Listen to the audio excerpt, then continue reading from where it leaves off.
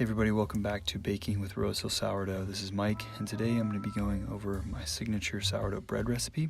It's one of my favorite recipes because it's low enough hydration where you can still handle it really easily. You don't need any special equipment, meaning you don't need a proofing basket or banneton to proof this dough. You can simply proof it under a bowl on parchment paper, and it's still going to come out really airy and light and fluffy with a great crumb and a really crunchy crust. So let's get started. You're going to need 180 grams of warm water. This water should be around 90 degrees Fahrenheit. Our goal for this loaf is to ferment at around 70 to 80 degrees Fahrenheit. And so we're going to achieve that by starting with some warm water. I'm going to start by adding 10 grams of salt to my warm water. And I'm just going to swirl the water around just to dissolve the salt a little bit before adding my 60 grams of sourdough culture. I'm going to use a spatula. I'm just going to break that up a little bit. And you know it's ready when the water starts to turn a little bit milky in color. All right, now I'm going to add my 2 flours, my 200 grams of unbleached bread flour, and my 55 grams of wholemeal flour. At this point, all I'm going to do is break up the flour and mix it in and make sure everything's dissolved. I'm not trying to knead the dough or build any structure at this point. I'm simply just dissolving all the flour, making sure that everything is one homogeneous mixture. You know you're ready when you don't have any dry clumps of flour left in the bottom of your bowl, and the dough looks something like this. So at this point, all you have to do is cover it with a lid or a wet towel and set a timer for an hour and place the dough in a warm spot of your house. I like to put it right above my refrigerator because it's nice and warm up there. All right, so it's been an hour. Here's my dough. This is going to be the first set of folds on this dough. Start building a little bit of structure. It's going to be a really simple stretch and fold. You want to use very lightly wet hands that just soak your fingertips in some water, and go in and reach in the dough. And all you're going to do is pinch aside and pull it over the middle of the dough, and then release. And then keep turning the dough around, gently pinching and stretching and folding over the top of the dough. What we're doing right now is creating some structure in the dough and forming a seam side and a smooth side to our dough. So now we've got seam side up. We're just going to fold the dough over and create the seam right in the middle of the dough. We'll do that a couple times just to continue to build the seam and smooth side of our dough. At the end of this fold, I'm going to have the seam side down and the smooth side up. All I'm doing is pinching, creating a little bit of an oval, pulling the dough up, pushing it down and folding over itself, and then turning 90 degrees and doing the whole thing again. I'm just going to do this a few times until a smooth ball starts to form, and then I'm going to let the dough rest. We're going to cover the dough here and set a timer for an hour, again putting it back into a warm place in your house. All right, so it's been an hour and here's our dough again. Do a quick check on temperature. Again, we're trying to be between 70 and 80 degrees Fahrenheit.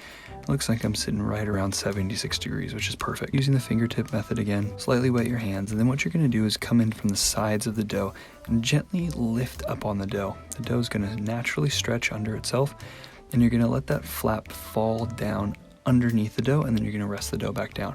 It takes a little bit to get used to this technique. It's called a coil fold technique. It's a little bit easier with a little bit higher hydration doughs. It's about the lowest hydration you can go and still do a coil fold.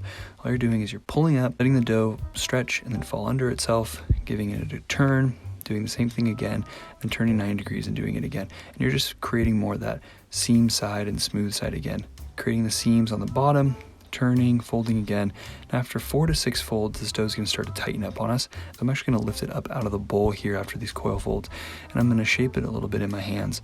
All I'm going to do when I shape it in my hands is do the same thing the coil fold was doing, but it's low enough hydration where I can actually handle it. I'm just going to gently press the dough from the edges up into the center of the dough, creating a smooth ball with a nice smooth top and that seam side on the bottom. All right, so after the fold's done, I'm just going to cover it with my lid or a wet towel and set a timer for 1 hour, again putting it back into a warm place in the house. All right, so it's been an hour and we're going to do one more set of coil folds. So go ahead and get your hands wet. Using the fingertip method again, just reach into the bowl and gently pull up on the center of the dough, folding the dough in half and letting it fall back onto itself, turning 180 degrees, doing it again, turning 90 degrees, doing the same thing again. I'm just going to pick this dough up out of the bowl, give it one really light shape just to force the edges up into the middle. Again, just making that seam and smooth side, putting it back down in the bowl, covering it, setting another hour timer, and putting it somewhere warm in the house. I'm going to just do the exact same thing one last time. This is our final coil fold, be exactly the same as the fold before. Quick coil fold, quick reshaping, back in the bowl, 1 more hour timer. All right, we're back from our hour. Now we're going to give our dough our final shaping before letting it rest overnight in the refrigerator. So I'm just going to lightly flour the surface and then dump out my dough onto the floured surface with the smooth side down. Then all I'm going to do is work around the dough, gently pinching part of the dough and folding it into the center, moving around the dough, doing the same thing all the way around to create a little ball. Once I've gone all the way around the dough, I'm going to roll the dough over, pressing down gently to create that seam on the bottom, do a degree turn, do that one more time. I'm just going to grab my bench scraper. I'm going to use that to gently shape the dough into a round ball. Before putting the dough off to the side, I'm going to grab a piece of parchment paper. Now, I told you this dough doesn't need to rest in a banneton or proofing basket to prove. It's just going to rest on this piece of parchment paper under the same bowl that we did all of our mixing in. I'm going to go and put this dough in the refrigerator for an overnight rest. Alright, so my dough rested overnight in the refrigerator, and now we're going to bake the dough. So first thing I've got to do is preheat my oven to as hot as it'll go. Mine goes to about 450 degrees Fahrenheit. And I'm going to put my cast iron Dutch oven into the oven while it's preheating to get that nice and hot. So I let this sit for at least 30 to 45 minutes before I even start this process. My oven's preheated, and here's my dough out of the fridge. I'm just going to take that bowl off the top, and I'm going to sprinkle it with a little bit of flour to give my dough a little bit more contrast when I do my scoring. I'm going to go in here and just rub the flour gently into the top of the dough and get it nice and even. The more flour you use, the more contrast you're going to get in the dough. Go ahead and smooth out all of that flour so you don't get any caked flour on the top. Then I'm just going to dump the excess flour off to the side.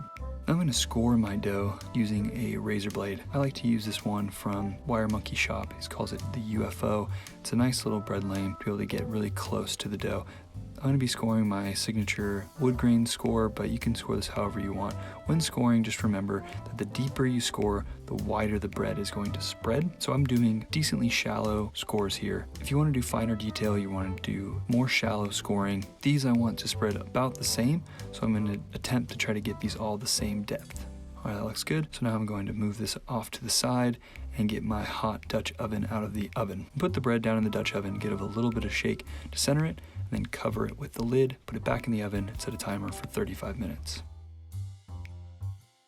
35 minutes is up. I'm going to uncover the bread, put it back into the oven for another 12 minutes.